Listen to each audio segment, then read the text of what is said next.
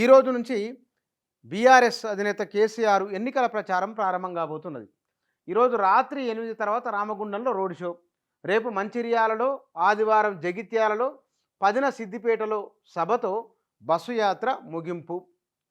ఈ ఫామ్ హౌస్లో ప్రచార సరళిపైన సమీక్ష, 10 నుంచి 12 స్థానాలు గెలుస్తామని వారికి ఉన్న ఒక అంచనా. అయితే కేసీఆర్ ప్రచారం పైన 48 గంటల పాటు ఎన్నికల సంఘం నిషేధం విధించడం, ఇవాళ నుంచి ఆయన రావడం, వారికి ఉన్న ఒక నమ్మకం కేసీఆర్ ఫీల్డ్లోకి వచ్చిన తర్వాత అనుకూలత సానుకూలత ఉన్నదనే ఒక భావన ఉన్నది. అందుకోసం ఆయన అభ్యర్థులతోనూ పార్టీ నాయకులతోనూ ఫోన్లో మాట్లాడి ఎన్నికల ప్రచార సరళి ఎట్లా ఉన్నది, ప్రజల నుంచి స్పందన ఎట్లా ఉన్నది, ఎన్ని స్థానాలు గెలవబోతున్నాము, ప్రచార నిషేధం పెట్టిన తర్వాత ప్రజల నుంచి వచ్చిన స్పందన ఏమిటి, ఇత్యాది విషయాలపైన ఓ సుదీర్ఘమైన సమీక్ష.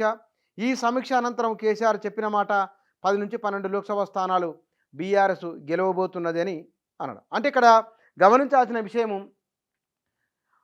కేసీఆర్ ఎన్నికల ప్రచారాన్ని బ్రేక్ చేయడం వలన వచ్చిన నష్టం ఏమీ లేదని, ప్రజల్లోకి అది కొంత సానుకూలతని తీసుకెళ్ళిందనే భావన బీఆర్ఎస్ నాయకుల్లో ఉన్నది.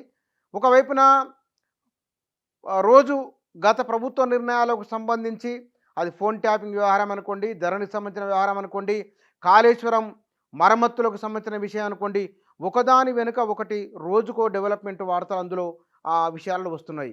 ఓ జ్యుడిషియల్ ఎంక్వైరీ పక్కన జరుగుతూ ఉన్నది, భూములకు సంబంధించిన వ్యవహారాలపైన విచారణ జరుగుతూ ఉన్నది, చాలా విషయాలు వస్తున్నాయి. ఈ సందర్భంలో వచ్చిన లోక్సభ ఎన్నికలు, ఆ ఎన్నికల నుంచి కోలుకొని నిలబడే ప్రయత్నం చేస్తున్న బీఆర్ఎస్కు 48 గంటల పాటు ప్రచారం వద్దు కేసీఆర్ అని చెప్పడము, ఇవాళ నుంచి ఆయన మళ్ళీ ప్రారంభించడం, అది కూడా సింగరేణి ప్రాంతం నుంచే, రామగుండం నుంచి ఆయన రాత్రి 8 గంటలకు రామగుండంలో రోడ్ షో ఉండబోతున్నది.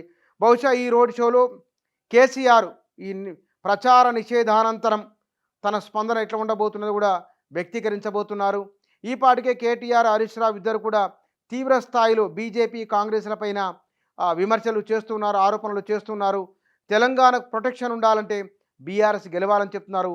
గెలిచేందుకు కోసమై ఉన్న అవకాశాలు ఏమిటి, అంశాలు ఏమిటి పైన దృష్టి పెడుతున్నారు. ఇక్కడ ఆయన బుధవారం రాత్రి ప్రచారం నిలిపివేసి ఆయనకు ఎర్రవెల్లి వ్యవసాయ క్షేత్రాన్ని చేరుకున్నారు. ఆ తర్వాత ఆయన వరుసగా ఆయా లోక్సభ నియోజకవర్గాల పరిధిలో జరుగుతున్న ప్రచార అంశాలు, అభ్యర్థులకున్న ఎవరెవరు ఎక్కడెక్కడ లోపాలను ఎట్లా సరిదిద్దుకోవాలి, విపక్షాలకు ఏ అంశాల్లో కౌంటర్ ఇవ్వాలి, ప్రధానంగా తెలంగాణ బీఆర్ఎస్ బలం వ్యవసాయం, రైతుల సమస్యలు, కరెంటు, నీళ్లు, కాబట్టి ఈ అంశాలను బలంగా తీసుకొని వెళ్ళాలి.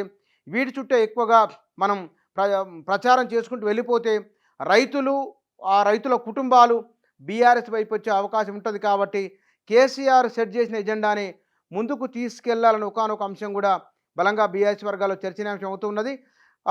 మళ్ళీ ప్రచారం ప్రారంభించిన తర్వాత 10వ తారీఖు 10-12వ తారీఖు నాటికల్లా కేసీఆర్ బస్సు యాత్ర 10వ తారీఖు నాడు బస్సు యాత్ర ముగియబోతున్నది. ముఖ్య నాయకులందరి జాతీయ స్థాయి నాయకుల ప్రచారాలు కూడా నరేంద్ర మోడీ, అమిత్ షా, నడ్డా, రాహుల్ గాంధీ, ప్రియాంక గాంధీ, మల్లికార్జున ఖర్గే ఇట్లా జాతీయ స్థాయి నాయకుల సభలు సమావేశాలు కూడా 10వ తారీఖు నాటికల్లా ముగియబోతున్నాయి.